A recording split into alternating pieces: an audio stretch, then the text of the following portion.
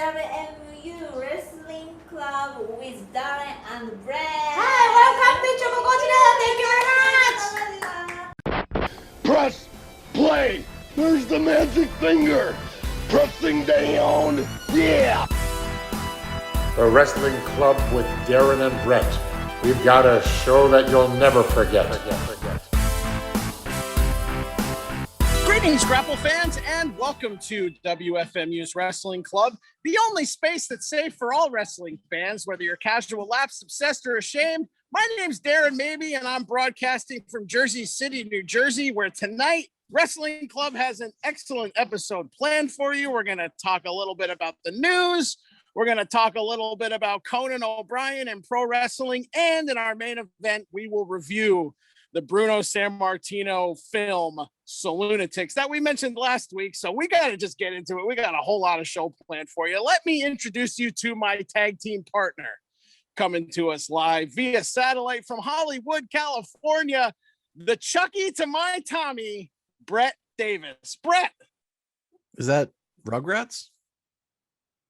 No, that's Saloonatics. Oh, okay.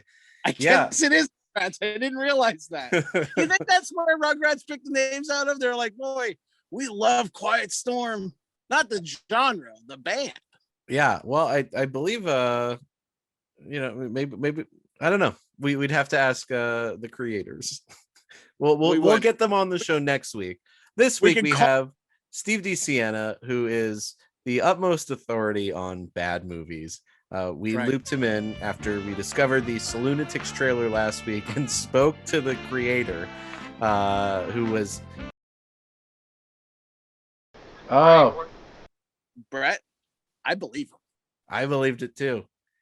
However, before we get to that, a huge announcement, which maybe isn't breaking news, but last week we did our light side of the ring on ChocoPro. This week, if you tuned in to ChocoPro, what did you see on the world famous banner right next to the AEW logo, right next to the big ChocoPro logo? Wrestling Club with Darren and Brett. Right. That's right. Can't believe we made the big time from the Outlaw Mud shows to the room in Tokyo. What's the room called? The Ichigaya Chocolate Square. Okay. It's great. I mean, if you're unfamiliar with ChocoPro, you should have checked out the video we made. It's pretty comprehensive. Right. But if you didn't, ChocoPro is an offshoot of Gato Move, which is created by Emi Sakura, who you maybe know from AEW. And it's all the matches take place in a small room with two windows, about half the size of a normal school classroom in the US. And they have matches on a brown mat that they call the Chocolate Square. And the matches are great because the wrestlers are great. It's a lot of like old veterans and young trainees from Emi Sakura, who like Mei Suruga and Balyanaki, who are the tag team champions, who are part of the documentary we made. I talked to them at 3 a.m. and got their insights into the world of ChocoPro. It's easily like the most punk rock thing in wrestling right now. You know, there's no audience. The audience is the camera, which gets right into the action because, again, it's a very small room. But, you know, they get great people. They've had Masato Tanaka. They've had Minoru Suzuki. Riho has been there. It's really cool. And now our logo's there, which is funny because our logo has kanji in it. And I never really checked with somebody that reads Japanese. Yeah, we don't read it. But people are reading it all the time now. Like thousands of people. So if you're curious, the kanji reads real or fake fights, real friends. Oh, I didn't know that. That's nice, Brett. At least you hope it's that. I hope it's that. Right. But yeah, they're starting their tag league, the one of a kind tag league. So, it's not a tag team tournament. It's a 2-block group. We got the Best Bros, our former guest last week, Tropica Wild, who's Yuna Mizumori, and Saki Dragon Ninja, who's Sayori and Chon Shiru. Washoi Aniki, which is Ayumi Hayashi, and Ryu Mizunami, who won the women's tournament in AEW, who's great. Melt Brain Dancing, Psycho and Chango, who wow, that sounds like bands from Providence, Rhode Island, like 2004. Yeah, and they kind of look like it too. Wai Komenechi, who's Tokiko Kirahawa, and Antonio Honda, who's he's been around for a while. Mi Sayaka, who's Minoru Fujita, the deathmatch wrestler, and Sayaka, and Egg Tarts, who are Hagane Shino and Chi Koishikawa. Chi is my new favorite. Her nickname is Too Much Energy. She just spins and screams and spins and screams and runs and like kicks ass doing it too. So I'm very excited to follow this. We should say this is not sponsored content. We're just fans. No. We're just fans, but we welcome ChocoPro as a group to the wrestling club. Yeah, absolutely. They are part of Wrestling Club now. Wrestling Club adjacent. Mm-hmm. Yeah, they're a sister promotion. That's right, our Tokyo office. Yeah, but we've done the light side of the ring. Now it's time for the dark side of the ring. Did you watch Hell in a Cell, Darren? Oh boy, I wouldn't say it was dark as much as it was just kind of like a gray. Yeah, it's like a kind of an overcast. I did watch Hell in a Cell. God, you want to quiz me on it? Let's see what I can remember. I don't know. I watched it too, and I don't remember a thing. Hold on, let me think. There was Alexa used powers on Reginald and Naya to make Naya hit Reginald. Mm-hmm. That was funny. Really good. Really great. We also had actually it was the first time ever we had a Lethal Lockdown match to close the Hell in a Cell. In the big red cage, we had two guys who I don't think they've ever wrestled before. Bobby Lashley and Drew McIntyre. Yeah, they did. Drew Galloway was his name, and they wrestled dozens of times in TNA a couple of years ago, and now they're wrestling in WWE because. Wait, what? They've never wrestled in WWE? No, they have. Yeah, they did recently a couple times. Didn't they wrestle at WrestleMania? Wasn't that the WrestleMania? I don't think they did a WrestleMania this year. No, they did. No, it was there. They had a couple people. I think it take the past 2 years off. I think Poppy played. Did Poppy play? No, Poppy is NXT exclusive. That's right. Until Vince poaches Poppy and puts her on data. God, there's going to be a conversation eventually when Vince is like, well, let's bring up Poppy. It's like, well, Poppy doesn't actually work here. What? Bring me Poppy. It's Poppy. I'm trying to think. Hell in a Cell. Was there anything good on it? I liked both women's matches until the finish in the Raw one. Yeah. I like Bailey and Bianca. I think they're underrated, honestly. That was my favorite match on the show, which is funny because not a lot of other people agreed. But it's like, this is a good match. Bailey's good. It was creative. They did the couple creative hair spots. I don't know. Boy, can't believe that was my wrestling of the week. Yeah, terrible. I mean, it was a slow week. There was a fun MMA fight on AEW on Friday. Oh, that was fun. Wardlow and Hager. They did. It was. I mean, that's Jake Hager's like only like positive contribution, really. Like he's fine. He's not like bad or anything. Well, maybe personally he's bad, but he's not like a bad addition to the show. But this is the first time he's actually been like a good addition to the show.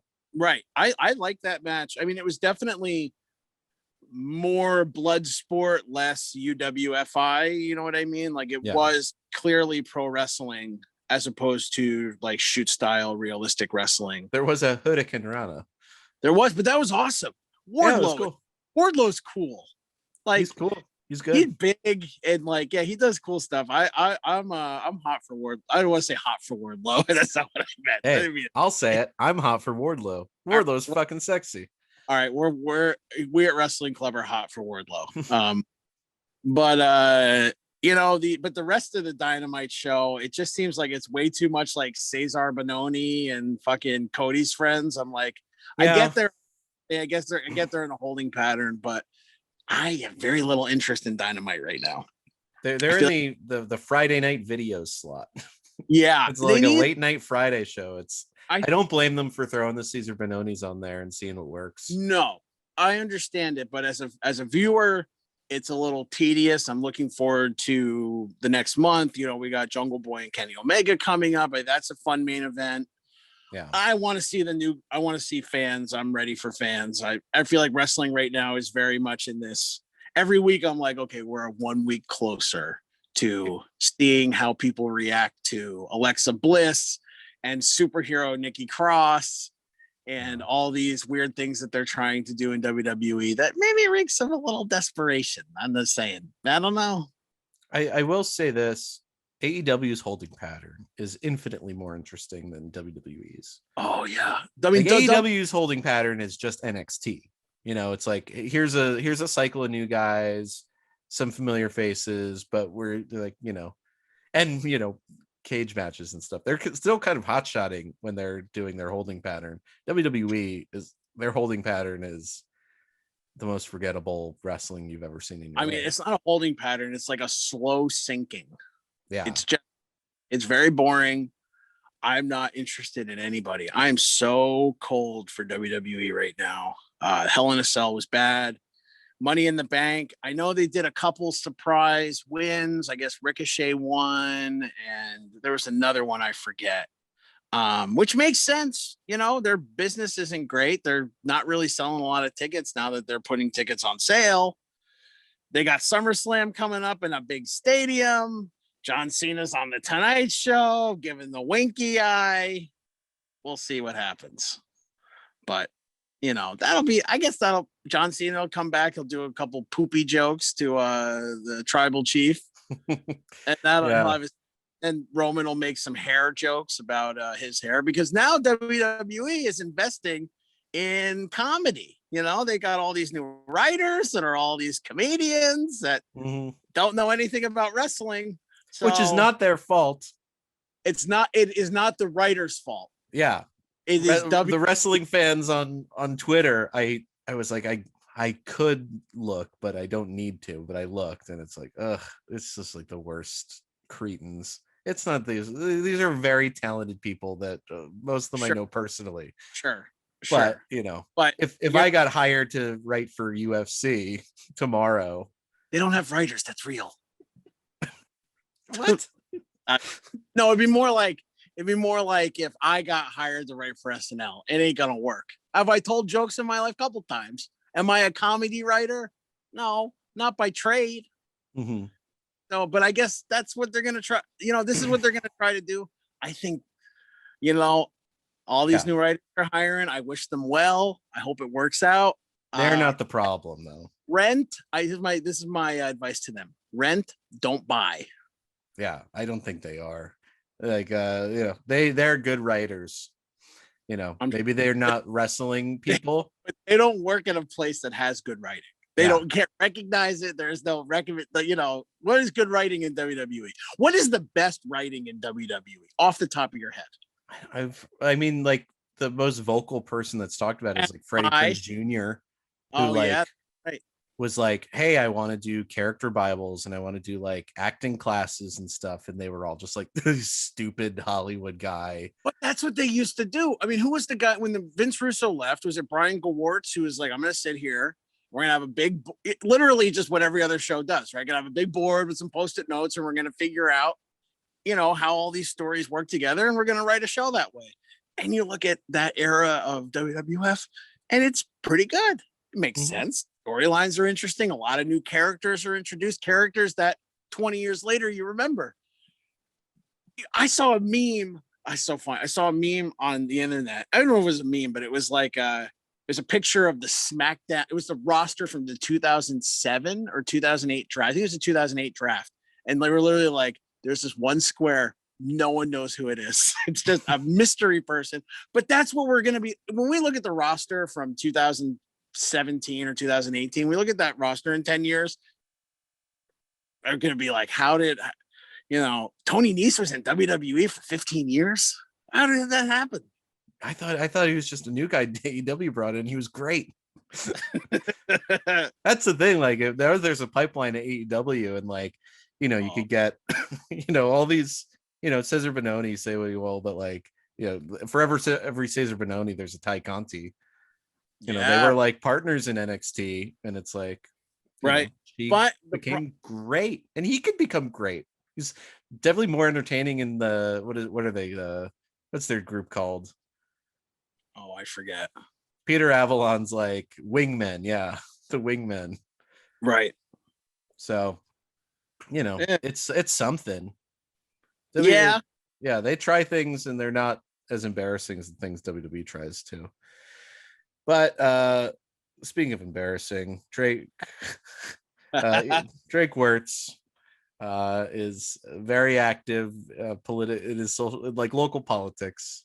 Right. He's Former NXT referee, former deathmatch wrestler, and current Zoom conference call participant. Yeah. But yeah, belief. QAnon message board reader.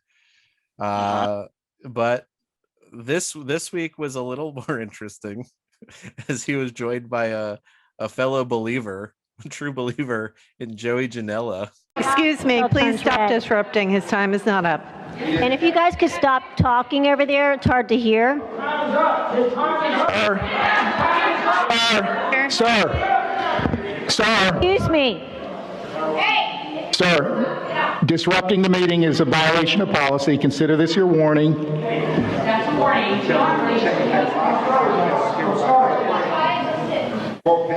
I'm just frustrated about this whole mask shit. Excuse me, Florida man, Joey Janela. Sorry, Florida man. Yeah, I don't even know if it was Florida man Joey Janela. I think it was just Florida man. I think he should be. I great gimmick. You know what? If they want to turn Joey Janela heel, at least in the Jacksonville crowd, make him a heel on Dark. I love it. I know you're not supposed to mix politics and wrestling. I know, we've never done that before. We never had goose stepping heels. We never had, evil, sneaky Japanese characters. I'm not saying we should do that. This is so much more fun. This is a character we can laugh at, make fun of. I mean, the AEW audience presumably is anti-QAnon people, like they've catered, they've built up that audience where it's like, it's all sorts of people, but we could maybe say, at least more confidently than the WWE audience, that there's less Q people. I don't know. Maybe I'm naive, but he showed up, sat next to Drake Wirtz in his big sunglasses. He took a selfie in his car, had like an Orlando hat, and he just started screaming, "I'm just frustrated." Like it's great. And now he's auctioning off the his Florida man costume for charity. It's some nice charity. Yeah, it's a woman's charity. I believe it's for abortion rights. Good. Yeah. So Joey Janela, good guy. One of our OG Wrestling Club member. Right. OG Wrestling Club member, New Jersey wrestling legend. First episode of Wrestling Club, Joey Janela. So he's doing us proud. That's right. Our collective wrestling club that now includes the entirety of the ChocoPro roster. All of it. Does that mean Minoru Suzuki's in Wrestling Club? No, he's a freelancer. We'll get him. I can't wait. Look, if anybody out there in Wrestling Club land, podcast land, has a contact from Minoru Suzuki, I'd love to get him on the show just to talk socks. Yeah, that man, wonderful sock collection. Well, we got a very special guest joining us. You've heard the work of this man on pretty much every episode of Wrestling Club. You've heard his name dropped, at least at the end of pretty much every episode of Wrestling Club. Let's welcome our guest, Steve DeSiena. Welcome officially to the Wrestling Club. Oh, thanks so much for having me. I'm glad to be a part of the club. I that's funny. I was like, I did do the theme song. Yeah. You might have forgotten. So long ago. I don't know did we ask for permission to use it? No, yeah, you did. Yeah. Oh, good. That's good. It was originally penned for our show, The Special, which you might know Steve from if you know that show. And you did this for a 4 Ultimate Warriors that we played called the Warlords. Oh yeah, that was really fun. Yeah. The episode where I got the most CTE in my television career. Well, the first one you were fine. The first one we were just like, hey, what if we were like villains from a trauma movie? The second one is we brought on Lloyd Kaufman and an actual villain from a trauma movie. Yeah, a living decided he wanted to headbutt us both. Yeah, it's a little fuzzy for me, Brett. Yeah.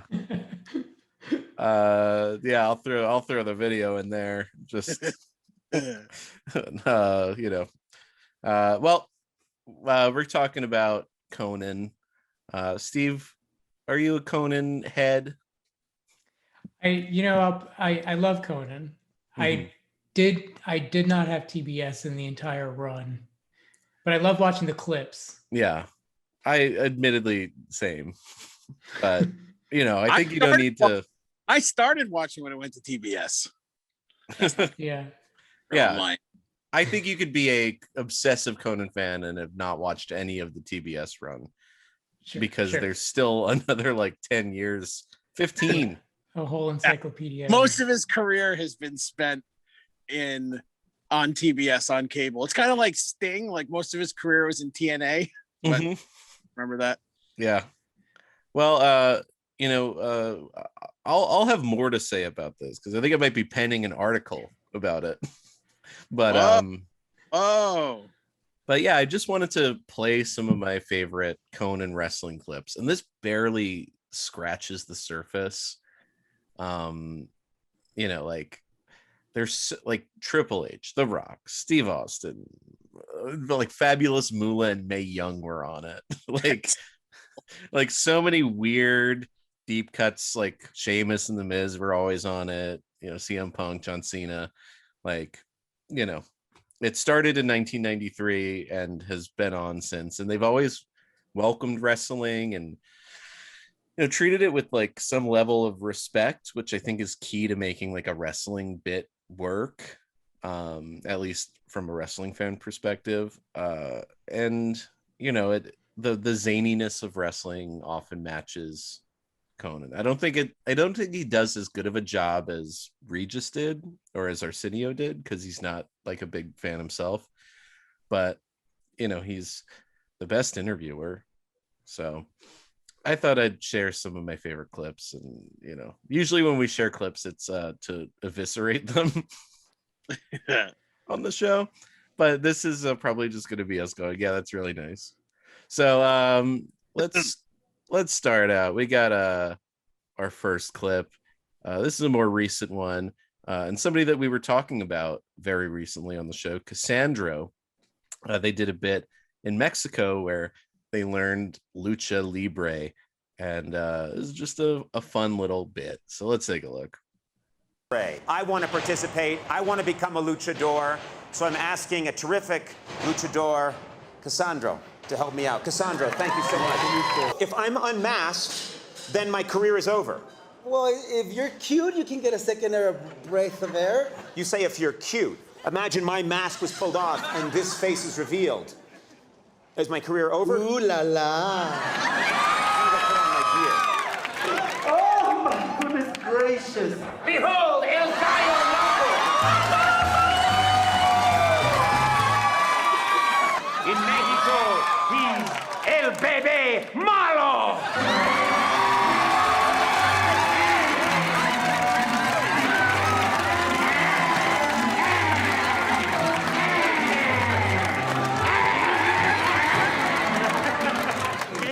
About your character, what's the whole idea behind that? Well, what kind of person would hit a baby? Yeah. So, you would hit a baby? You would hit a baby? Oh! So yeah, does that look familiar, Darren? Yeah, it rings a bell. Darren also famously known for playing a big baby.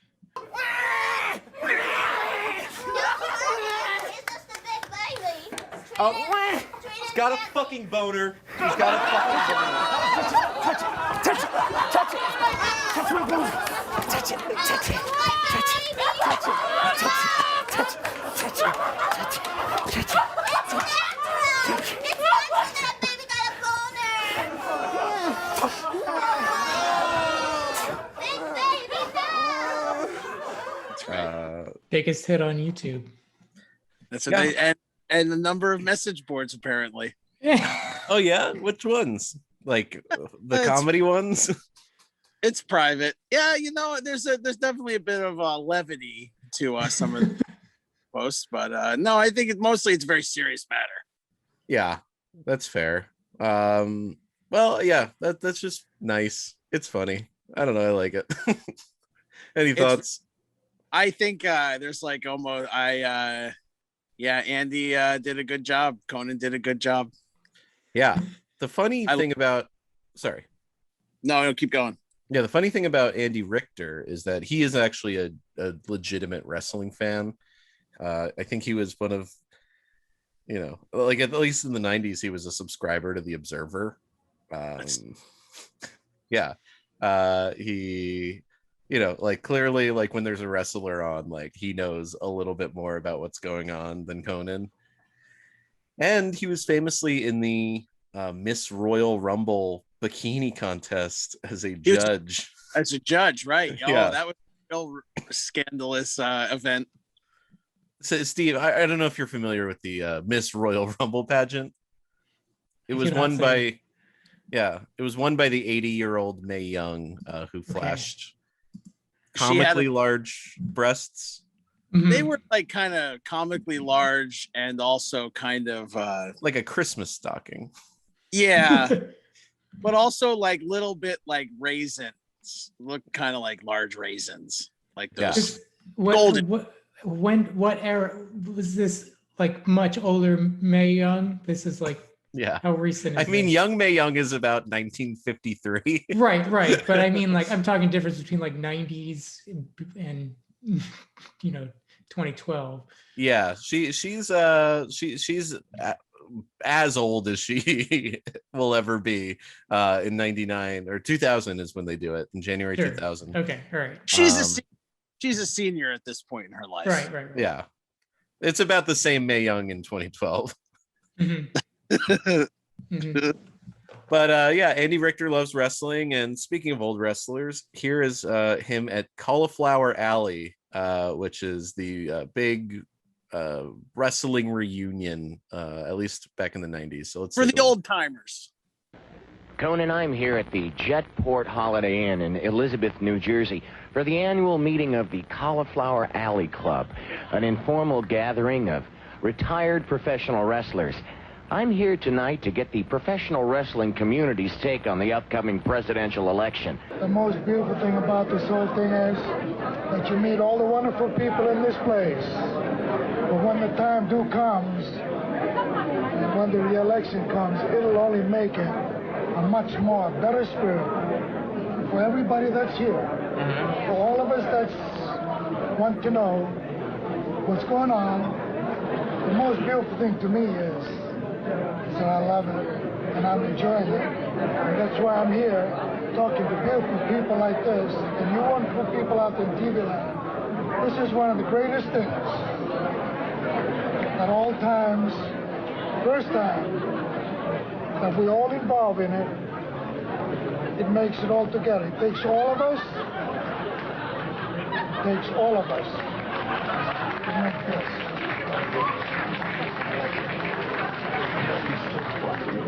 Jimmy Snuka, the greatest man in the world. Andy Rick. I'll see you later. Okay, thanks. Do you mind saying hi to my wife? Sure. She's right there. That's my wife, Sarah.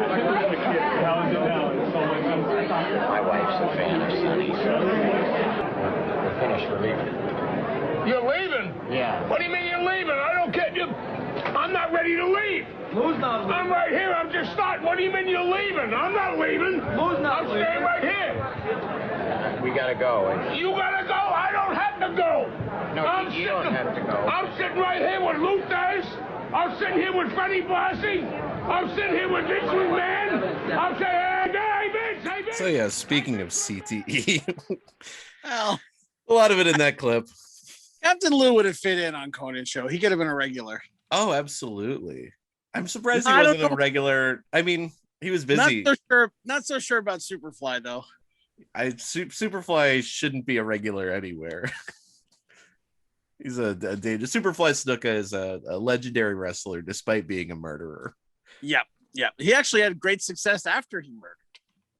Yeah, that's probably the biggest success he had. And Sonny is kind of like the before. That's very much a before picture of Sonny. I mean, that's a classic era AOL most downloaded celebrity era Sonny. I mean, we talked about this before. She was my biggest crush in the world. I've seen you swoon for her later as well. Yeah, honestly, it might have been at the same Holiday Inn. We have met many wrestlers at Holiday Inns in New Jersey in our time. Darren and I were shooting a video at a wrestling convention, and at one point during a down moment, we're just standing somewhere, like having conversation, like taking a breather from the We're like near the bathroom. Yeah, we're taking a breather from the intensity of the situation, and Sunny strolls over, unbeknownst to like us, like in our periphery, and she's just like, standing near the ladies' room, huh, boys? Wearing full evening gown. Yeah, I think it was her Hall of Fame dress. And we just want to remind everybody, keep Sunny in your thoughts and prayers as she serves her sentence in Monmouth Correctional Facility in County, New Jersey. Yep, I can't wait her to get out so I could get some of those hotel room pics. She does these photo shoots. Well, I know we need to talk about it. It's it's an interactive fan experience. Steve, run while you can. Steve, what is your wrestling fandom? I forgot to ask that when we started. If any. Well, it's probably this. This is where it begins. I was a kid with a lot of friends that were into wrestling, so a lot of my knowledge of wrestling is mainly like 90s era, kind of like your Austins, your Rock. But in recent years, I mean, this is no joke, most of my experience with wrestlers is via the movies that I've seen with them in that. Yeah. So I do have somewhat of a concept of it. I like wrestling.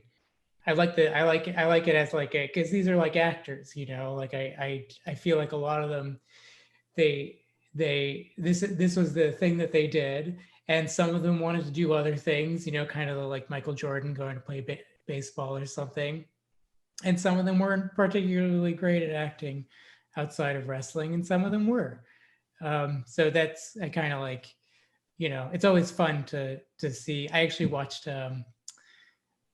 for example, I was watching clips from the X-Files. There's an X-Files episode where Jesse Ventura plays a Man in Black character, and it's really funny to watch him do it, because he's really like he's one of the guys that really puts himself into it. Yeah. When he like acts. And X-Files is a very like campy, goofy thing, but it's good. He plays a Man in Black with Alex Trebek. Wait, what? It's really, really funny. I don't want to go too far. I forget what the name of the episode is, but there is a moment where they're like the Agent K and J. Yeah, I mean they kind of, it's not exactly the Men in Black, but they're like, they play these kind of like, I don't want to get too far into it, but there's a funny moment where Alex Trebek puts his hand on David Duchovny's shoulder, and he's like, he says something like, "Don't tell anybody what you saw here today." And there's like a quick cut to somebody else that's like talking to him, and he's like, "Wait a second, Alex Trebek from Jeopardy?" as if it's actually him in the canon of the show. I'm willing to derail this segment to learn more about that. So he's playing himself, and I don't want to get. It's basically, it's supposed to be a thing where it's like, it's Jesse Ventura and Alex Trebek as these two men who, it's so out of control, unbelievable, that no one would ever believe you if you told them that you saw them or something like that. So that's why it cuts to it later, and they're like, "What are you talking about, Alex Trebek? I don't believe you," but it is supposed to be like him. And that's like peak Governor Ventura, I'm guessing too. It is, yeah. Alex, some of this stuff is actually not so far-fetched. Some of it's real. He does put it on. Yeah, yeah, he's one of our better wrestler actors. I'd say, yeah.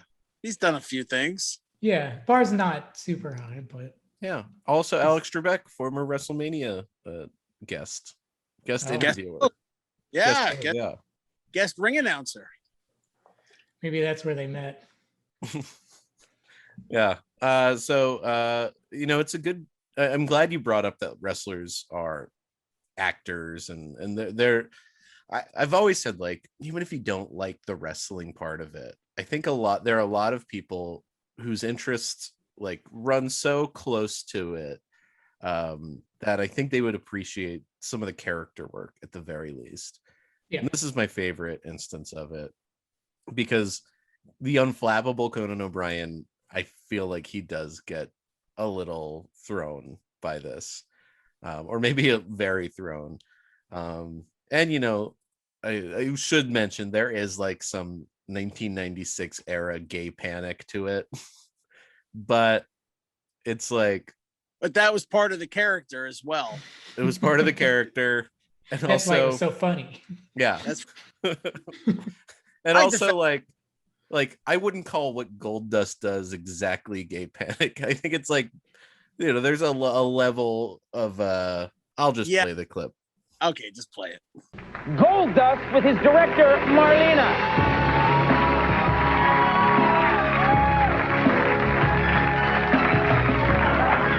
Goldust, how are you? Is that an extra microphone in your pants, or you just happy to see me?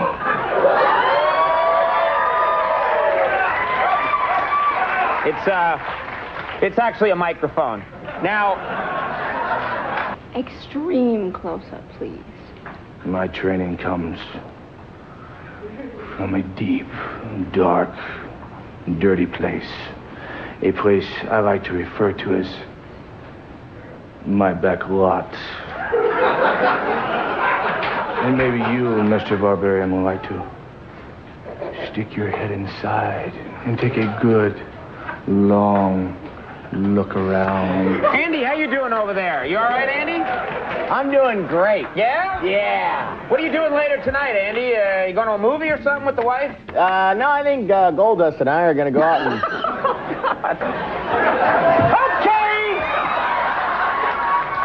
I think this is good enough a time. Maybe a little security in here, actually, would be nice. These are my security people right here, all right? What? You got it. You're bigger. You gotta go. You gotta go. You know what? Speaking of going, I think maybe good a time as any to go to a commercial. What do you say? Everybody, this was Goldust. This is director Marlena. We'll take a break. We'll be right back. It's Goldust. I love any fictional character on a late night show or like a news show. Whether it's Borat or Pee Wee Herman or something, but when there's a psychosexual element to it, it's especially my favorite. I'm guessing Goldust was one that you maybe had a peripheral understanding of, Steve. Yeah, right? yeah, for sure.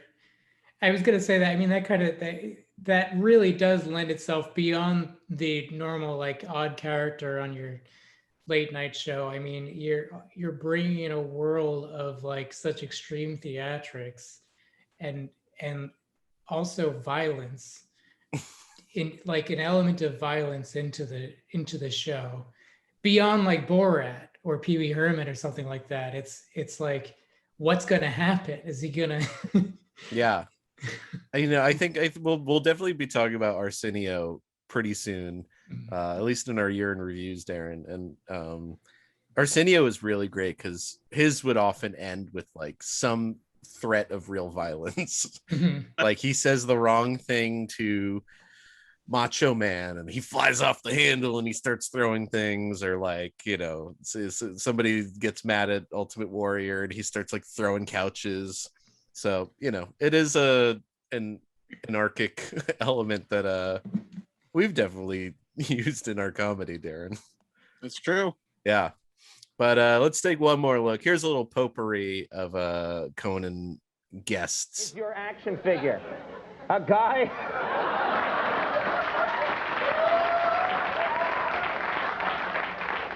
This is a guy kids really want to play with. Oh, absolutely. I'll get you with my microphone. What is famous about Yokozuna? His most famous move. He has a move, apparently. Stop doing that. I think if I asked you anything. So, when does your driver's license expire? This is exciting. When we come back, you have to stick around. China is going to marry, right here on the show, her longtime boyfriend. This is going to be very exciting. Actually, he's a really good friend of ours, and I think a good friend of yours. Please welcome Little Jay Leno.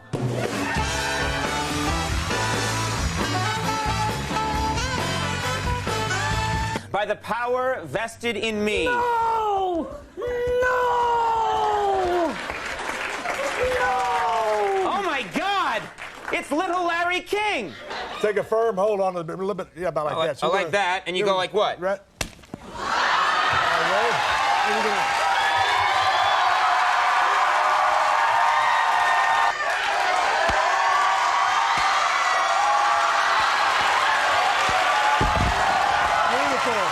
Guys get the idea that to be a good lover, you have to have this humongous penis.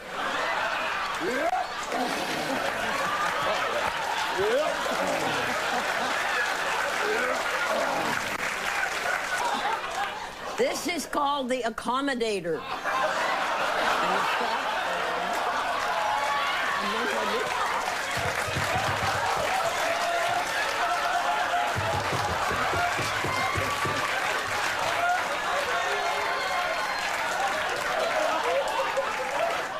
So great. So great. What's funny is my connection was a little screwed up there, so I couldn't hear the last bit of dialogue, so all I saw was the dildo on the chin. You know, there wasn't a lot of dialogue there. How funny is it that Dr. Ruth was so big? That was Dr. Sue. Oh, Dr. Sue, sorry. Sue Johansson, yeah. Please edit that out. I will.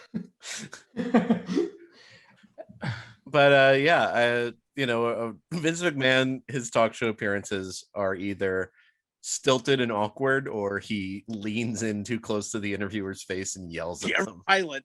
Yeah. Yeah. Forgot about Yokozuna. Yeah.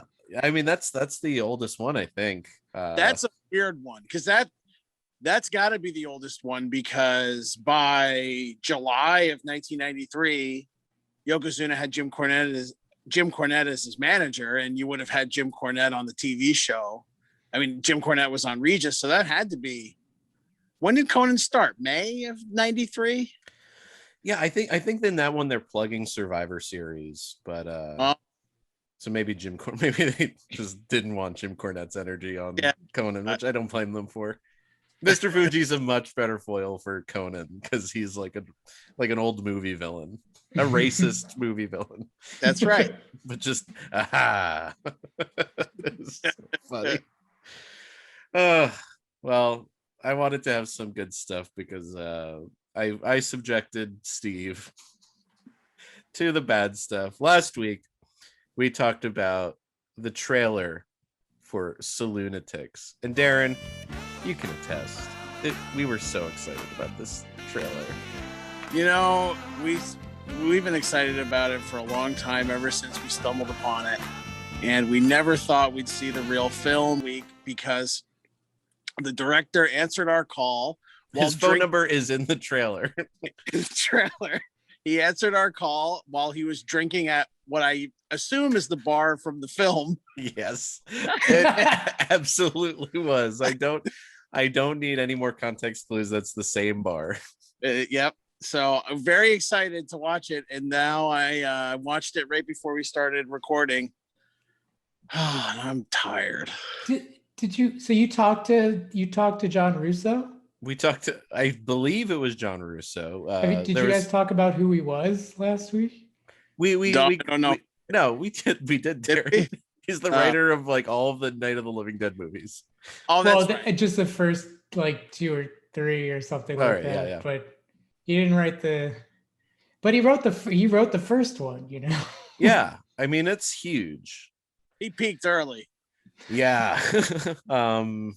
Yeah, so like we should talk about him because we did kind of gloss over it. We did call him and he picks up and he's just, yeah, I'm at the bar, I'm kind of loaded right now. No, what are you looking for? Exactly. I'm about half loaded. I'm in the bar. What do you want? So there wasn't much of a conversation to be had, but he did direct us. But yeah, he's a very accomplished horror screenwriter, and no one ever quits. It's like wrestling, no one ever quits horror. They just keep making things, despite how little interest there is from the fans and despite how old they may be. Oh, that's profoundly sad. Yeah. That he was, it seems like he's fine. I don't know. There's a lot of more profoundly sad things going out. He's still having a good time. Yeah, I mean, that's a good point. Yeah. For both of you. There's a lot of sad things in the movie. I did see that he made a few years ago, or at least in the past 10 years, a movie where he himself plays a zombie, which features an appearance from, of all people, Chuck Corby. Yes. Yeah. What a partnership. Yeah. So Steve, were you at all familiar with Bruno Sammartino going into this? I was, yeah. Okay. I did because he's like his reign ended either after I was born or before it slightly, but he's like an old timey. I always think when I think of old timey wrestlers, I think of like him and like I don't know, like Nature Boy maybe. Yeah. And like maybe a little bit later, but like Andre the Giant and stuff, like just people that before the era that I was familiar with. But yeah, Sammartino I knew of because he's like just like he's just like an Italian guy. The biggest star to come out of the Steel City is Bruno Sammartino. Now, don't believe me? Well, I'll have my friend Arnold here explain. I realized that this is the star of all stars. He was the best. He was the most popular. He was huge. Bruno Sammartino was a superstar professional wrestler. And I mean superstar. You can hear this capacity crowd chanting, Bruno, Bruno, Bruno. He sold out Madison Square Garden a whopping 188 times. That's more than Billy Joel, U2, the Rolling Stones, and Janet Jackson combined. We all kind of grew up in the same vicinity, and everybody's like dads, everybody's like older dads worshipped Bruno Sammartino, if they paid attention to wrestling at all. I remember like I had a friend growing up, and his dad had like every like old wrestling magazine with Bruno on the cover, and he had like a Bruno picture in his like garage. Like it was a different kind of fandom for those types of wrestlers. My dad today still thinks Bruno Sammartino was real. I mean, he was real. He was a real person. I can't argue it. Yeah. So your dad's right. You're wrong. He's right. Yeah. He's such a beefcake too. Like that's like the era of like beefy guys. Yeah. In the WWF or whatever it was called at that time. Yeah. It's before like steroids and like bodybuilders. It's like just like thick slabs of meat pounding on each other. Right. He was legitimately like one of the strongest people in the world before he got wrestling. And then, that's what people liked about him. He was the Italian strongman who was very plain spoken and, could get mad at the right time. And he's exciting. I love Bruno. I'm a big Bruno fan. Bruno was the draw for Saloonatics. Yeah. I mean, Bruno too has a cool story. He like lived on a mountain for a year while his family hid from the Nazis. And they had to flee the town, and they had to go on top of the mountain for 14 months, and they lived outside. And he was a very sickly kid. I mean, they were basically starving to death. He had rheumatic fever as you get older. The Nazis came to their village, took over, and had one point captured them, lined them up to be executed. His mother took his brother Paul, sister Mary, and him under her arms and said, "Don't worry, we'll never be hungry again." And just then they were saved at the last minute by their own villagers who had followed the Germans and killed them right there on the spot. I only survived because of my mom's love and care. She did everything to keep me alive. Oh, He had rheumatic fever during the war, and his mother would go down the mountain and steal food under cover of night and bring it back to him and nurse him to health. And when they came to the United States after the war, I think he weighed 90 pounds at 14 years old. And then he likes to tell he started lifting weights and he gets stronger. I mean, he really is like, he's a superhero. I mean, that's what he is. And, you know, unbreakable record as champion. And held the WWE Championship belt for 2,803 days. Meanwhile, Hulk Hogan held his WCW Championship belt for a minor 359. And it's not like he was like, there are some people, it's like, yeah, Fabulous Moolah was champion for like 30 years, but that's only because she had like 5 opponents. She was everyone's pimp, all of her opponents. But like Bruno, you know, was legitimately on top for the better part of 2 decades. People like Frank Sinatra wanted to hang with him. When he came into the ring, people were standing and screaming and screaming and screaming. And then the fight began, and I mean, he started throwing this guy around. And let's talk about Chuck Corby, because I did a little bit of research. I did too. Yeah. Born Charles Anthony Ciora, which is mentioned in the movie. From where's he from? Where's he born? You know, he was born in Pittsburgh. He's probably This is from his website. Chuck Corby was just 8 years old when he first walked out to the street corner in the Hayes neighborhood of Pittsburgh, where, just like every other city in 1955, a group of regular guys met to sing doo-wows. Is that real? They showed that. I want to get into it a bit later, but after finding out that Chuck Corby was indeed a real guy, and like looking at videos of him and like looking at his website, it's clear that there's some. It's supposed to be him and it is him and his band in the movie. Yeah, and it's just like it's the first sign that something's wrong, because it's clearly that he knew John Russo, and John was like, I got a great idea for a movie, and then they were like, we're gonna make it, and nobody was like, but what if it sucks? No one ever stopped. Guys, it's hard to make a movie. I mean, that's no argument here. Nobody, but no one relayed that information. Right. I don't want to get too into it yet, but we can continue on this road. I just want to give a little backdrop.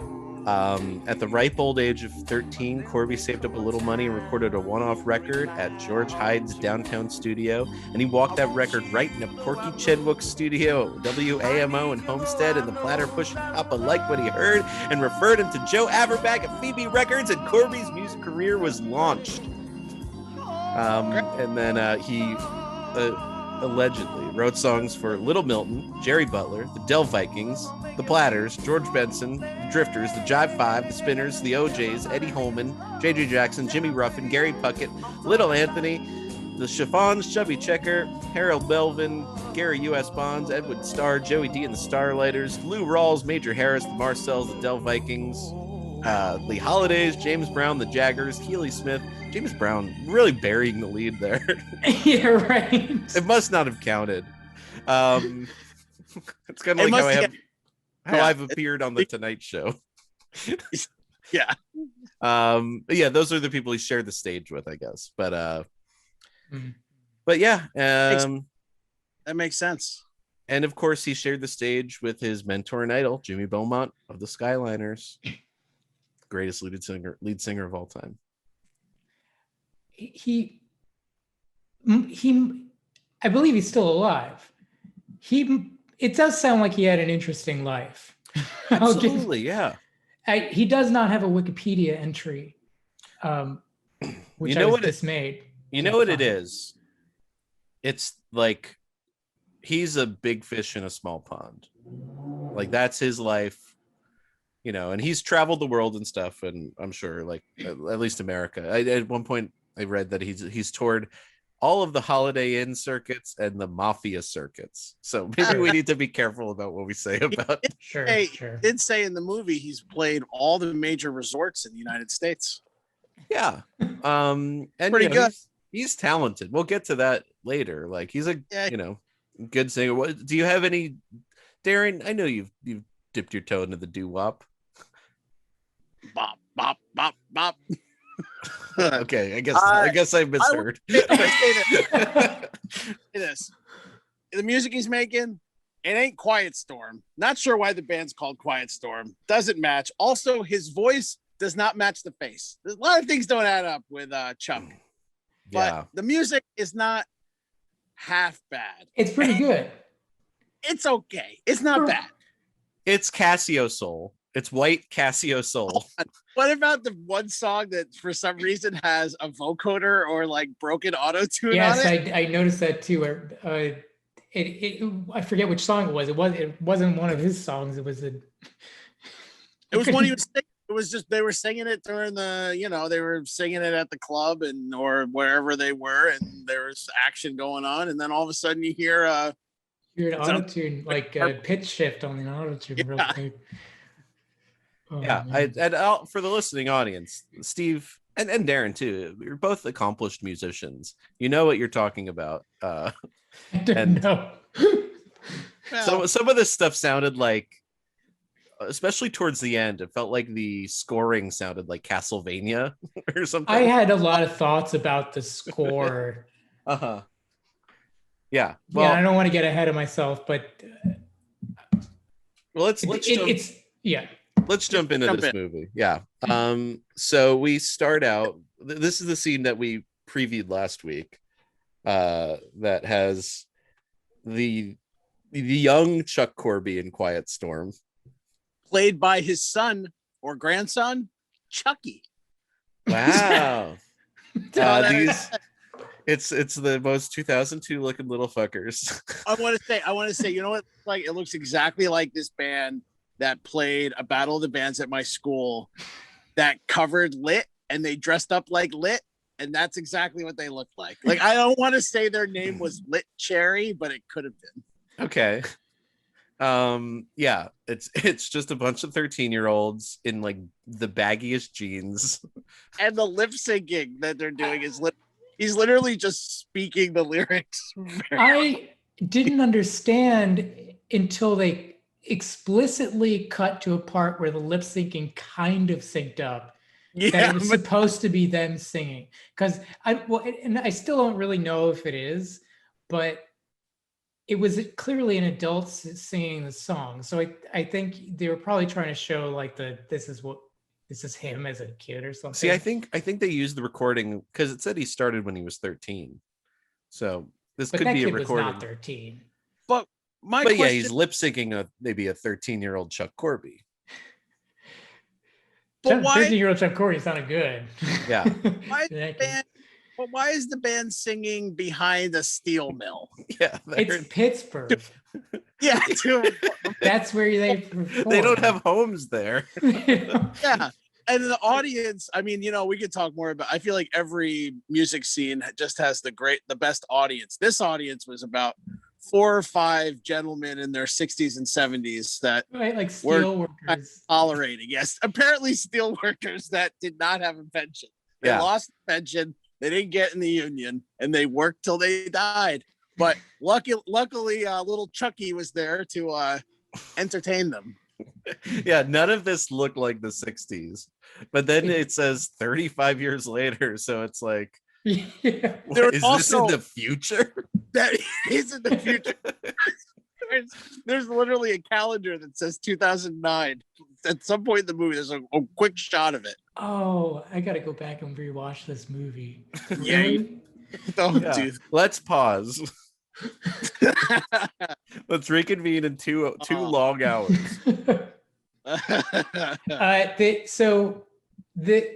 This scene ends. They move 35 years into the future, and I forget who gets the titular line, but somebody says that they should call themselves the Saloonatics because they're always playing in bars. So this is the worst band namer of all time, and that was what the movie was named until they renamed it. Yeah. So I want to say that going into this, and I don't know if you got this impression too, and I don't know if anybody else that saw the trailer, I thought that this was a genre parody of mob movies based on the trailer and what I had read about it, because there was some blurb that I read where it was like you'll double over laughing, and I was like, oh, it's like one of those bad like early 2000s like, oh, scary movie is like a huge thing right now, so it's like this direct to video kind of thing. It's not that at all. Yeah, I thought it would at least be more fun. Wasn't. Yeah. There's nothing more that I wanted to do and come on and be like, I loved Saloonatics. But yeah, and also like, if you're calling the movie Saloonatics, like, and you're gonna say the word Saloonatics in it, maybe say it just once. Right, instead not of like like 3 or 4 times. They say it again at the end. And maybe don't have it be like the first line of dialogue. Right. You look at the camera. You guys, you're a bunch of Saloonatics. You got to start with your strongest material. Yeah. And that's what they were banking on. I will say, and this will preface probably for the rest of this, me kind of really ripping into this, because I really love bad movies, and I've seen probably at this point more bad movies than good. And what I will give the movie is this: I understood what was happening the whole time, which is more than I could say for a lot of movies that look like this. So at worst, because it kind of goes back to like, yes, it's not an interesting movie to watch, but I never had to walk away because I was like, this is making no sense. Who is this? There's like 6 characters. You know what they do. You know who they are. I got a little lost. I didn't. I was like, why is Chuck got a beard and they're beating up Chuck? But they were beating up the guitar player. That was 40 minutes in before I put that together. So, but that might say more about me as a viewer than filmmaker. I didn't understand that for a little while that the bartender was. Yeah, they didn't explain that. They were like, Tommy's stealing from you. Right. And then he's like, yeah. And then later on, you're like, oh, I guess that's Tommy. Yeah, I didn't know that he was the bartender until what's her name got real horny for him. Yeah. Debbie and Sean. part of the problem is the audio, and far be it for us to say, we're doing a show on Zoom, but the audio in this movie is astoundingly bad. It's really, really, right off the bat, it's hard to hear what was going on. Mm-hmm. And it got like a little bit better, but I don't know what Eddie. Excuse me. Hold on. Let's talk about the sound design, and let's talk about how that affects the characterization. Yeah, I went to film school for a minute. How it affects the characterization of Bruno's character. Flat? Was that his name? Flats. It's Giano Flat Donato. Okay. We pretty much second or third scene of the film, we got our first Bruno fart. Wow, Flat. Something must have gone up in you and died. What do you expect? I'm fighting colon cancer, I'm fighting throat cancer. I will say they were always very jarring. Yeah, they were not in the world of where they were supposed to be taking place. They were. It's an omniscient fart. They were. For the first few farts, the characters were reacting to the smell of this man's cancerous asshole.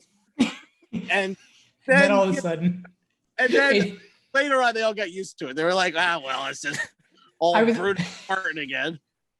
I was gonna say this because you're right. It's like the third scene when you hear this jarring fart, and that also furthered my thought that this was going to be a genre parody, and this is not me trying to be like, oh, this is supposed to be a comedy. This is not funny.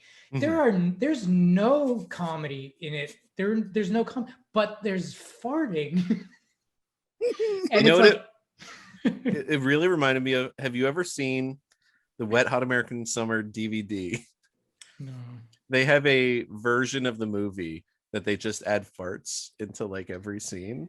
It seemed like it was they hired the worst punch-up guy. Yeah.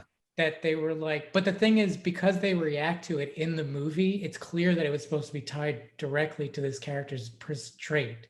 And also his name is Flat, which is short for flatulence. Oh, wow. That's why they call him that. I'm gonna protest and say I don't think that's why they call him that. They say that's why they call it. They make reference to it in that scene. I didn't hear it because the other thing is the accents in this. Look, people are like I have to watch like BBC with the subtitles on it. I don't know. I've never had that problem, and this is an American accent. It looks like a Mr. Show sketch. Yeah, this is like I drive 2 hours from the place I was born and raised, and I hear that accent, and I just can't fathom it. Like everybody talks like this, but then like Chuck, he got a little flat at what he's saying. Yeah, like he got a little Italian in him. Maybe it's like a put. I don't know. I don't want to make fun of somebody for their accent, but it's just a little hard. Yeah, so the movie is mostly about this band that gets tied up with the mafia, and this band only play like bars and like these events, and they do, to their credit, look like actual Italian weddings. Does it take to win your love from me? I want to talk more about Sammartino, because if you want to see some odd Sammartino acting, this is your only chance. But if you don't want to watch the movie, what you can do is you can go to Chuck Corby's website and look at the photos section, and then just scroll through those, and you'll have experienced half of the movie. It's just like old white people dancing with each other slowly, almost like there's no music. Yeah. And I will correct you. Bruno did have one other notable film appearance, or I guess this was on a series of like kind of standalone. There was a show called Tribeca, which I think was maybe a bunch of different directors got a different thing, and he appeared as Pizza Man.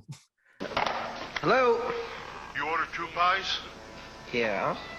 Were you going to get them or what? The girl didn't pick them up. I'm calling to see if you like them. What do you think? I'm an idiot? I'd say you're borderline.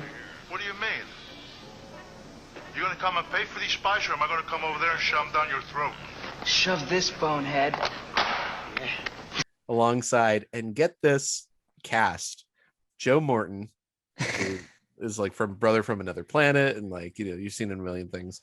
Philip Bosco, Dizzy Gillespie, Debbie Harry, and Ed Koch. Well, I gotta see that. Oh my God. It's just like, let's get New York in this. New York. And the show is called Tribeca. So wow. Yeah, I mean, Sammartino is not the best actor in the movie. No. But he's he's far the second from the best. He's not the. I thought he was the best actor in the film. I don't know. Maybe Really? Maybe it's because I like Bruno, so he's just got like I'm just into the Bruno-isms that he does. I mean, of course, he's got the voice thing, which is another bit of sound design for his character that was a little misguided. Yeah, he's got something that I was actually going to ask, because I didn't know the answer to this. Did he actually have a voice amplifier in real life, or? Sounds like a low pass filter. Yeah. It Yeah. sounds. And that looks like in one shot, it looks like a travel case for a toothbrush. So he plays like a really big and scary, not even a mob boss, because he's not really mafia in this movie. That's the thing. Yeah, he's just like I think one of the descriptions describes him as a mafia wannabe, but it's still kind of jarring.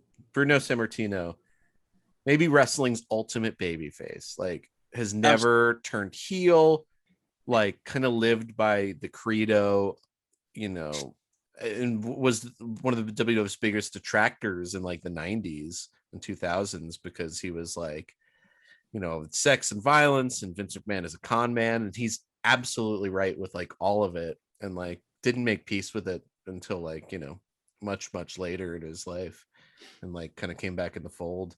But yeah, like to see him at one point he says retard. He does, yeah. I'm just like, whoa, Bruno. I want to say for a second, like that is one. He also said hell. He said somebody was going to go to hell. That was a big one. You're going to go to heck. And there was a bullshit, although he didn't say it quite right. He didn't know how to curse. He's never said it before. No, but there was another point where he calls someone a fat foot. Because I didn't want to say fat fuck. But I counted the farts. We got up to 6 farts in the movie and only 1 curse word. So I thought Bruno, all identical farts too. I want to say about the farts too is that they weren't in every scene, and they were generally only in scenes where he was in a closed space, except the bank scene in which he is walking towards the teller, a completely empty bank.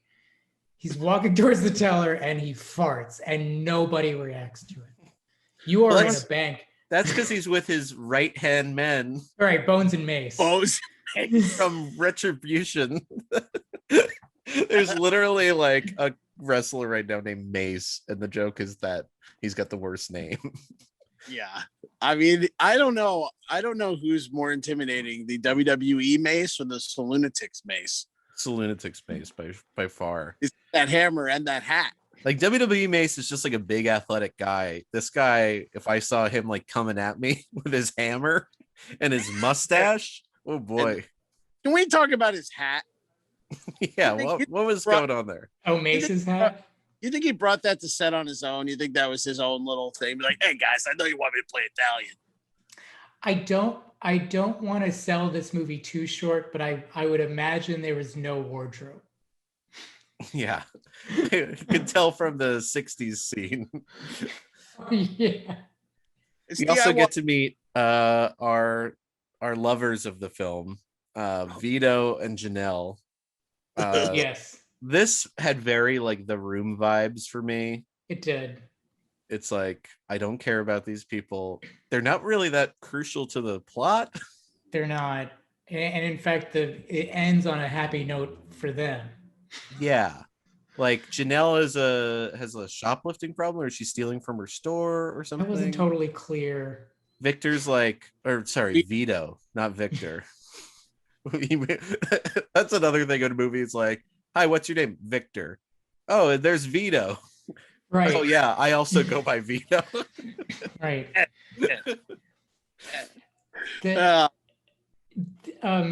This movie is really stacked with nobodies. Mm-hmm. Just wall to wall.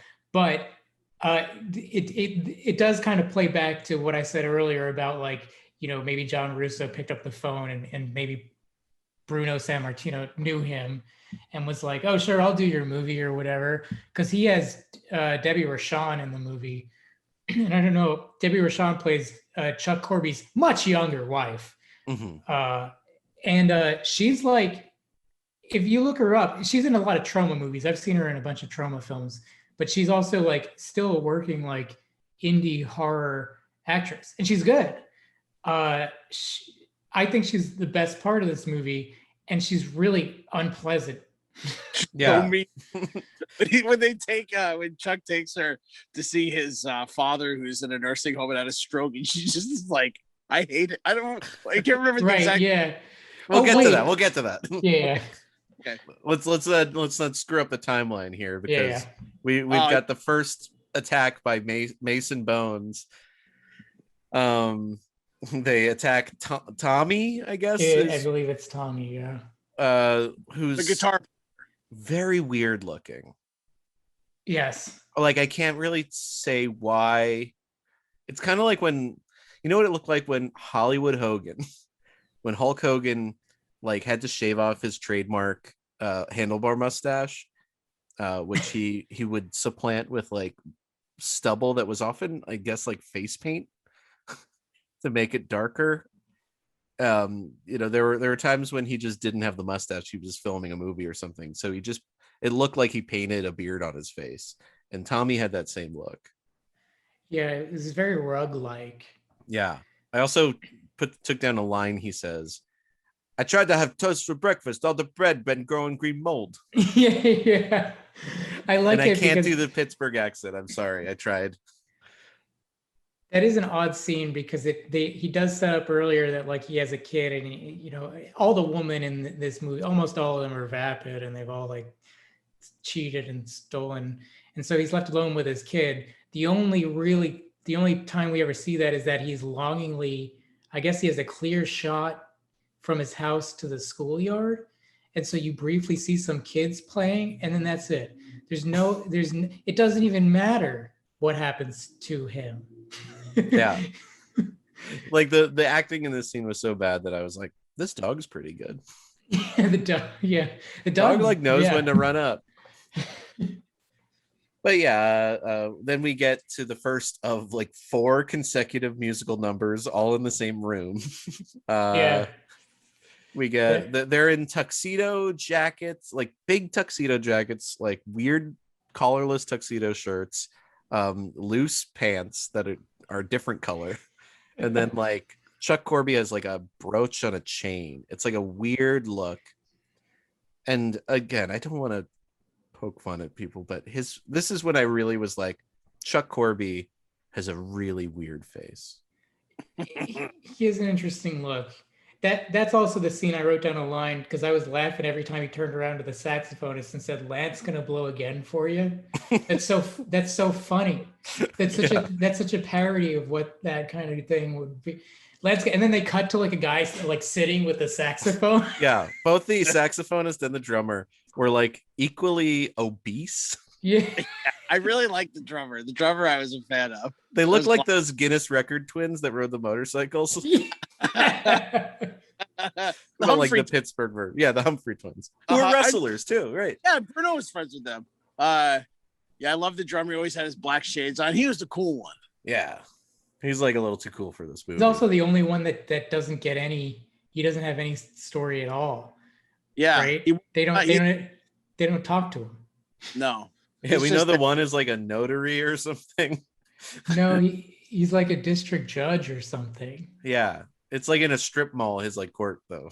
Yeah. Which is like maybe just how they do it down there. But yeah, we get the second utterance of Saloonatics, or third maybe. Bruno is plotting. I just wrote he's not a believable villain. Like I don't believe anything he's saying. And then they do the song that has been literally stuck in my head all week because we covered it last week. The cover of the Junior Walker and the All-Stars, What Does It Take? Where they go, yet da da da da da, ooh da doo da, yet da da da da da.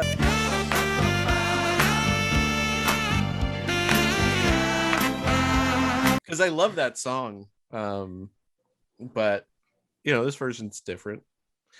It's average. Yeah. So here's where I start to lose the plot. Vito, I guess, tips off Bruno that the bartender, his son, Tommy. Are there 2 Tommies in this? There's 2 Tommies. Yeah, the Tommy is the guitar player and the son. Okay, so you can't change names, I guess. Yeah, so Vito tips him off, but Bruno takes that as like, oh, you're a snitch. and then Vito gets beaten up to Disco Inferno. Which is a very funny, like, it tries to be a trope, but what he beats him up for is, sorry, I find that sometimes when I do this, I find myself being the bad movie explainer, where he beats him up for putting surveillance cameras around his home, and that's why he was so angry. It's because he was mad because he says out loud he needs to now pay someone to check his home for cameras, and that's why he doesn't pay Vito. And then I guess he has Bones and Mace kick him in the hallway. I'd want to do a quick reenactment of this scene, just for I don't expect everyone that's listening to this to check this movie out, but just to give you an example of this. Darren, could you be Bruno? Steve, could you be Vito? Try to remember. You're having this conversation about whatever. Mm-hmm. Hey, put it in my house. Bird, baby, bird. Disco Inferno. You're gonna have to kick your butt. And then he just like gets so up. Loud. He gets up and he's so resigned. He's like, "All right, I guess you're gonna beat this shit out of me now." Yeah. But then in come Mason Bones. Yeah. Yeah, so then we get Jennifer. She makes her first appearance again, way too hot. I'm not saying Chuck Corby's an unattractive man. He just has a very weird face. It's like reminds me of watching the movie Polar Express. There's like an uncanny valley thing. Sometimes they're like, if somebody's got unique features, it can be very attractive. In this case, it doesn't really work out that way. Yeah. He would not get Debbie or Sean. Yeah, this hot woman who she's a fucking asshole though. She's so mean to his poor father, who's obviously has some health issues. Pop had a stroke. Chuck's being weird because he's like, "Come on, Jennifer, just give him a little kiss on the forehead." Yeah, give him a kiss on the forehead. I would have reacted like she did. Yeah. Come on. He says that like 5 times too. He's like, "Come on, baby, just give her a kiss. Give Pops a kiss on the forehead. Just give Pops a kiss on the forehead." I hate people who've had strokes. This is disgusting. There's a moment where they're like, she's like, you think he's gonna get better and he's gonna walk out of here. Nobody walks out of here. And then it cuts, and then he's like, I don't know. And then it cuts to him, and it's like, yeah, this guy's not walking anywhere. This is the worst looking old man I've ever seen. Pop, I need a jump start. Can I just, I don't want to break the continuity of it. I want to back up a second because I remembered that what happens immediately before this scene is he sings a song dedicated to his father. Right. And the first lyrics are off comes the makeup, off comes the clown's disguise, because his father was also an entertainer. So he's it's just so like, and then you cut to this guy and it like clearly acting his hardest to look like he had a stroke. Yeah, like he's sticking his tongue out. Right. He's like wheezing a little, but also like, I don't know how far this is also played by Chuck Corby's actual father. So, I don't know how long this guy, he looked really old. I'm not trying to insult the man, but he looked like he was like 95 years old. It was, it wasn't the best casting, but he hit the part. But Bruno tells the Tommy 2 that he's not bringing him to Vegas, and then goes in depth about how he's going to murder his enemies. Again, weird coming out of Bruno's mouth. Yeah, Bruno does not curse, but he does stab people in the throat and set them on fire. Allegedly. Which is, I will say this, that was a bit of foreshadowing. For sure. For sure. It does happen later. I wrote that Mace chases Tommy, but I don't know which Tommy that is. It was the other one. Okay. I think that happens. Does that happen that soon? There's a scene where I think it does happen, because that's when he does a second finger. Where that is that scene. This is where I have 40 minutes in. I realized I have no clue who's getting beat up. We got more musical sequences now at the local fair in the firehouse. Like very suburban Pittsburgh scene here. We get a lot of just like crowd shots, B-roll. You get crowd audio that does not match the number of people in the crowd. Yeah. It's not even trying to be close. Right. it's like he's in a packed out concert, and it's just like a bunch of bored people with their hands in their pockets. Yeah. A couple kids. There were a couple older ladies that were like, right. But yeah, all the music sequences too. It sounded like the audience is being very rude because they just put in like a general like room like noise where people are talking. One thing I liked about it though is Quiet Storm was playing on like the grass, which is very like punk rock. It's very like DIY. The crowd's right there. There's that energy. Yeah, he's like, move in. Unfortunately, it was not captured at all in the film. Yeah. There was that scene with the pit too. We saw all the like grannies and stuff slam dancing.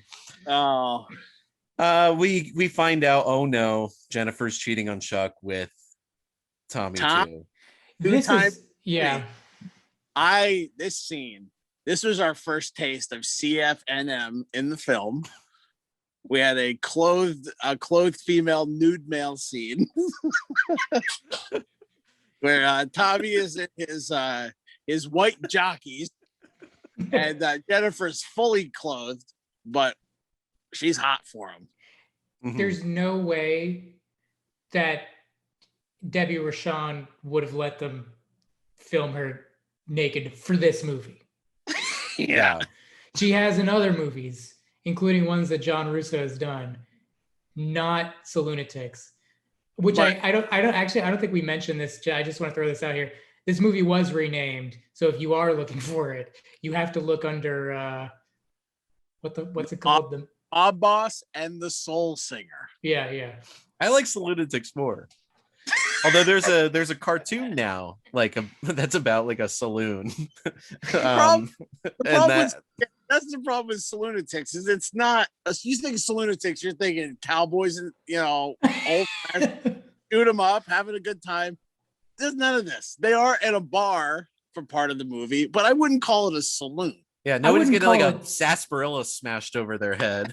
Right. There's no lunacy in it whatsoever. None. So, None. And the band it's not made of lunatics. No. I don't mean to dissect it this much, but there's no wackiness at all. I would never look at a band and call them the Saloonatics just because they played in bar. I would call them the bar guy. Well, here's the thing though. When you look in the credits, the Saloonatics, the credited Saloonatics are the bar patrons. So that makes me think like that's the name of all the people that hang out at that bar. Like, oh, you Saloonatics. And it's like, hey, Johnny, I think that could be a movie. It could be about me. It could be a mafia movie. And we could get Bruno in it. But I don't do no mafia, boss. So Bruno goes to the bank with a bag of cash. He hits aggressively on Jennifer. Oh my God. I wrote down a line that I'm better in the sack now than I've ever been, despite these chemotherapy. Yeah. This is like written with like a like his character doesn't have any of the signs of like heavy cancer. No.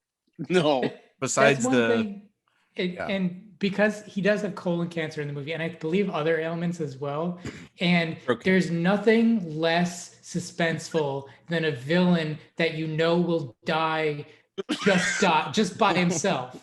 Like there, it's like, I have cancer. Oh, how's he gonna die? Is he gonna die from cancer before the movie is over? It's hard to root against someone who's dying of cancer. With their like the expression of their cancer is fart noises and like a low pass filter. Right. Yeah. Gosh. So could Bruno... you imagine if he got shot to death and he was like, I thought I would die from colon cancer. Just like the audience. If they shot him to death, I'm telling you this much, they're just hitting that fart noise button over and over.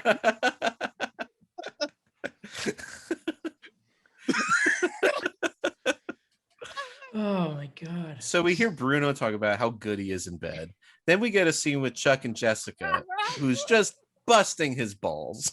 She goes, in this scene, she goes, if I still believed in miracles, I'd still believe in you. Oh, that's a great line. She also says, the only chemistry we ever had was in bed. Which is obvious from looking at the characters that they had great chemistry in bed. At this point in my notes, I just wrote the word tedious. It is, yeah. I mean, no, this is when he's like, I'm an artist. I had a hit single. I played every major resort in the United States. You start to feel for the guy. This isn't he's not just a regular Saloonatic. He's got something inside that he expresses through his art, his music. And then she just like she just like rips the rug out from underneath him, like immediately, like completely disarms the scene where she just doesn't give a shit. And then when she did that, I was like, oh, I guess I don't care either. Yeah. I've got more talent in my one finger than that guy Flat got in his whole stinking body. You know what? I think it takes talent to make money. And rich men don't have to prance around on a stage like a teenager to feed their egos. I don't care if because he is. So what? He's got a record that's worth $1,000. Yeah, one of them. Yeah, and he's also got a gambling problem. He's hanging out. He's very much a debt. His friends eating moldy bread. Like this is not a guy. And he's still making him get into a press tuxedo every weekend for the state, for the county fair. Right, for the firehouse. Yeah. Here's another point where I lost he's talking about robbing a bank, and I'm like, well, how convenient. Jennifer works at a bank. But then he doesn't rob a bank. He robs Bruno's house, Bruno's garden. Yeah. You're right to be confused by that point, because he actually does what I recall in the scene is that Tony says, I'm gonna have to go rob a grocery store, and then Chuck Corby says, how about we rob a bank? But what he's trying to say is that the bank is just a place where a lot of money is, and that's how he draws the parallel to just the fact that he thinks that Flat has a lot of money underground or something. Right. Well, no, because Jennifer, while she's eviscerating Chuck in his whole career, she mentions that, you're the guy, that, Bruno brought all this money over, and just she happens to mention that it smelled like mildew. It was wet.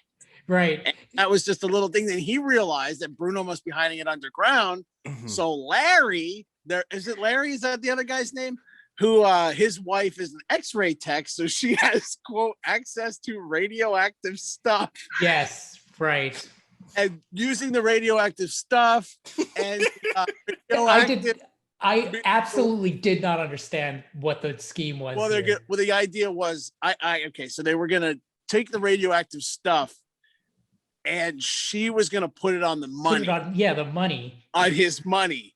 So when she gave it to him, because he would exchange the 20s for hundreds, and eventually, after so much time had passed, which they said in the movie was 2 months, Bruno would rebury this money, and then they could use some sort of gizmo gadget that could detect the radioactivity that was on the money. See, it's all very simple. But funnily enough, I get that. What I don't understand is why Jennifer agreed to do it. She's horny for money. But it wasn't clear at that point, Jennifer. It's not like Chuck was like, if you do this, I'll let you in on the money. Unless he did say that and I missed it. No, they did. They never had that scene. So that's why, like, why would she do this? Why would she? Why would Chuck come up and be like, oh, why don't you put this radioactive stuff on this money for this bizarre scheme that I have? And she's just like, oh, I hate your guts, but I'll do this for you. Because she wants the money. Because she's all she wants is money. She's very greedy. I mean, you see her, I don't want to jump ahead, but you see her later in the movie when she's got all that money. She loves the stuff. Honestly, I ordered a pizza around this point. maybe walked away from the screen and you definitely left her in the most convoluted point in the movie because it. But now this is like the beginning. This is like the beginning of the third. Now we're getting to the climax of the film. Yeah. 2 months later. Well, we do get "Heaven Must Be Missing an Angel" by Tavares, which is, a song a beautiful song when it's not sung by old white men. I wrote, I could sing this better, and that's not a brag. But yeah, we get the long sequence of them trying to find the money, which I think is maybe the lunacy that they were hinting at. Hey, how's it going? I'm getting it. Give me a couple minutes here, will you? Whoa! Shut up! They're gonna get us caught, you big dumb. Shut up! Can we talk about what they're wearing? Yeah. They're wearing scream masks. And what was the other one? I couldn't place it. That's like a weird guy. Oh, right. I remember. Like a witch. I'm gonna be honest. This scene was the worst scene in the movie to me. I actually skipped around in it because I was like, where's this going? Yeah, are they going to get caught? Yeah. It's like 7 minutes of them just wandering around talking very loudly when they're supposed to be sneaking around. And then they find the money in a flower bed or something. Yeah. But I guess they're supposed to be bumbling crooks. At one point somebody says, "Give it to me, you big banana." I like to think that Bruno suggested that line. Yeah. But then now I have Tony. Is Tony the name of the bartender? Tony is Tommy. Is it Tommy? It's Tommy. Maybe it is Tony. I think Tommy is the bartender and Tony is the bass the guitarist. I don't know. The bartender steals the money, holds them up. And then he's celebrating. I guess that's the thing that Jennifer. This is very convoluted. Jennifer then went and told Tony to meet them after they've done the dirty work. Right, because she was putting the radioactive material on the money, and then she was like, "Let's 2-time them since we're boinking, and now we have all this money, which makes me hot. Let's work together, take it from these bozos, and now we'll go to Vegas and have a romp." But then that's a setup too. Right. In this scene, they actually both hold him up at gunpoint. I think only one of them has a gun and she's just there and they're like, "Don't look at us. Don't turn around." They cut to them in like a hotel room or something. And she says what I think is probably the best line in the movie, which is, look at all this sexy money. I have that written down. Says this. And then she literally she's coming. That's right. Female pleasure in the film. Oh yeah, I wrote Tony. Look at all this sexy money. She says. So his name is Tony. She's rubbing it all over her face. It's just, how could you conceive? I wrote in this moment, I'm very uncomfortable. And I didn't even, that could apply even harder to what followed. It suddenly turns into a Russo slasher movie. The way that it's filmed and the way that the whole scene goes down is that, like, you think it's just like a movie where people get punched and kicked. And then all of a sudden she gets her throat slashed in a very like odd slasher kind of way, where they have like the hard pan, the hard camera, the hard angle on the guy with the knife, and then they cut to her just like post/, just like laying there. It's like the movie just takes a complete tone change. Yeah. He's not very smart. Right. I'll say Seeing somebody first suffocate someone with a stack of money. Right. On the mouth, nose is open. She's obviously, and then she's like, all right, she's dead. I'm not going to do it. I'm going to take a shower. He goes, takes a shower. Maybe he's listening to the music that he likes. I don't know. And then You're not going to check. He comes out and she leaps on him. She's alive. She's going to kill him or she's going to do something. But he reaches for a gun. Can't get it. Then he reaches for a razor. It's like, what's she doing? She knows there's a gun there. She knows he's got a bag of razors. Right. Why is she trying to physically do a sneak attack, a plunge on this man? You know, a dive. It wasn't, you know, Jennifer maybe wasn't the most thought out character in the film, you might say. In fairness, none of them were really. But you're right. In the part in which she's being suffocated by the money, I actually didn't understand what was happening until a couple seconds in, because I thought that maybe there was like chloroform on the money or something that was like gonna knock, or maybe it was the radioactivity or mold. Yeah. Right. She's like, oh, this smells so bad, and then she dies. But we originally puts the money into her mouth, she's like kind of into it. Right. Money that's been in the dirt. I mean, we've all done it. We've all had it done to ourselves. That's the reason I like the sexy money line so much, is that I say that whenever I see money. You're known for that. Yeah, you're known for that. I wanted to point out that when he's punching her, which is so uncomfortable to watch. Yeah, it's really bad. They have these keyboard stings too.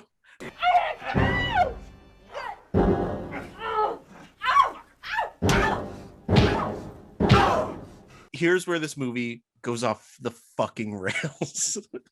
Yeah, so he kills this woman, wraps her up, sets her on fire.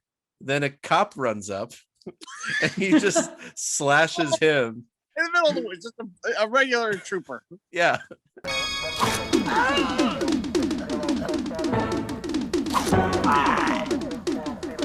The tone changes so much because that is like a very classic bad horror movie thing that happens, where he's like surprised, but he also doesn't really know how to react to it, like just on a human level. So he just stands there with his throat slashed. Right. And then like Tommy too, or Tony or whatever, he gets in his car and he like drives off. And then like a fan goes up to Chuck. I think this is Chuck's daughter.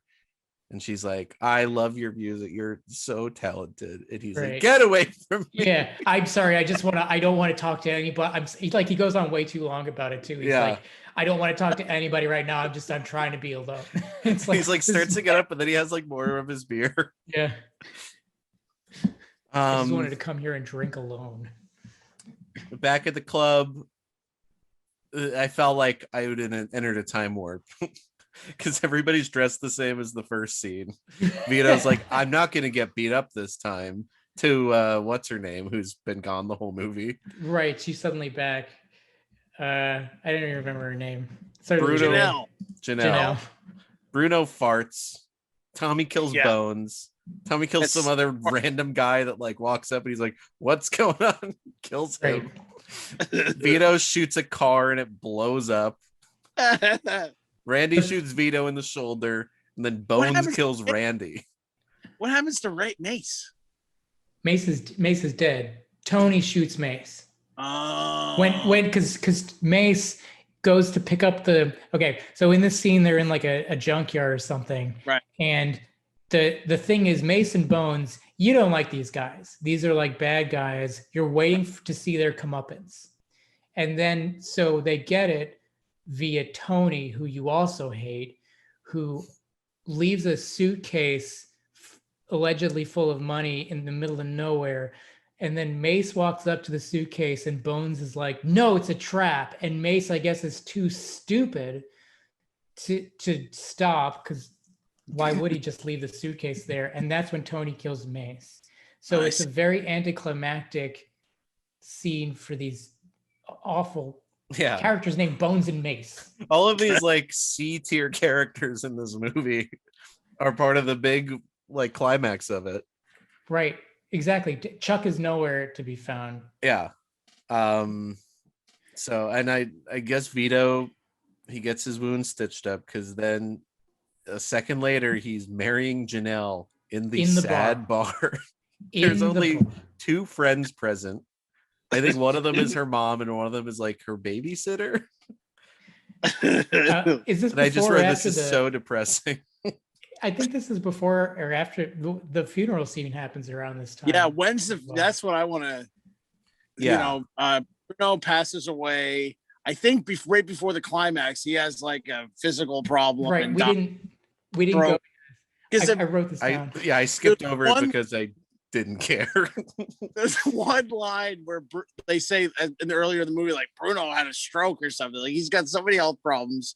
He dies, and they go to the funeral. And I don't know who says the line, but somebody says the line, "We know he's dead because there's no more farts." Right. Yes.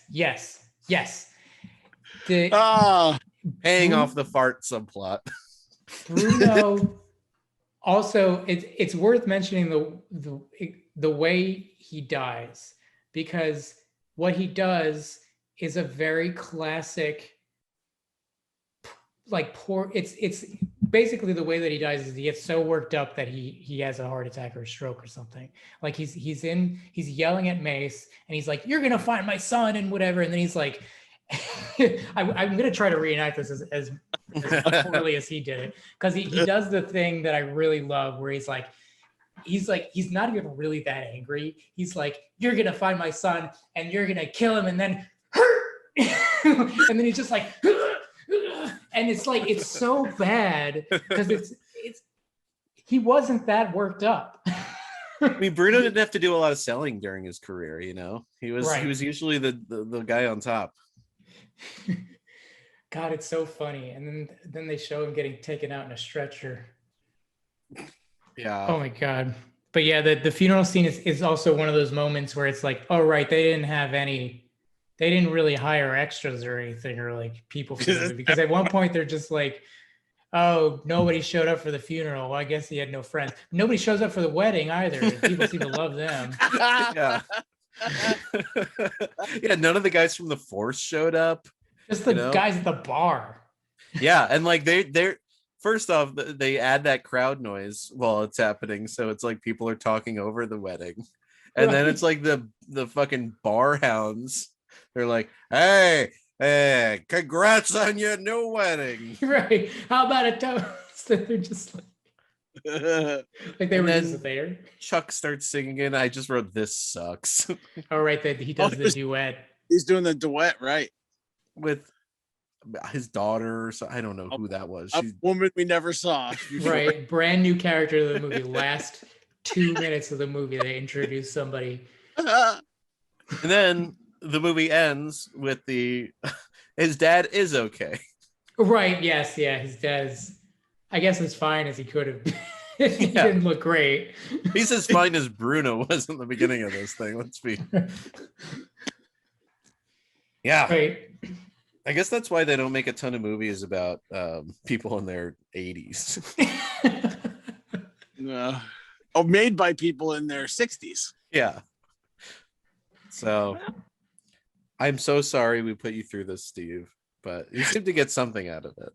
I've seen worse. Okay. But, if I could say also, I did want to mention this too. This is just over an overarching thing, and it's part of my philosophy when I watch bad movies like this. And I believe I heard it originally from watching like a Riff Tracks or something, which is the Mystery Science Theater 3000 thing that is going on right now. What really elevates a bad movie into like the next tier of like, that this is going to be bad for the rest of the movie is when there's a scene, and I want you to remember this, where there is either a car, somebody gets in a car, turns it on and pulls out of a driveway, or somebody pulls into a parking spot and stops the car and they show the whole sequence. This happens multiple times in this movie, and every single time it happens, I'm like, you didn't have to show him driving up to the. You didn't have to show it. You could just show him getting out of the car. So I guess that is to say, I love when I see that stuff because it is like, it's just like a bizarre, like bad movie thing that happens. Otherwise, my final say on the movie is it's not really worth watching. It's kind of dull. You know, if you want to watch, the trailer has everything you need. Yeah. Just watch the trailer. The trailer is truly like the greatest hits of it. Like, yeah. If you're a big Bruno fan, just watch the trailer. That'll do it for you. Let's just kiss and say goodbye.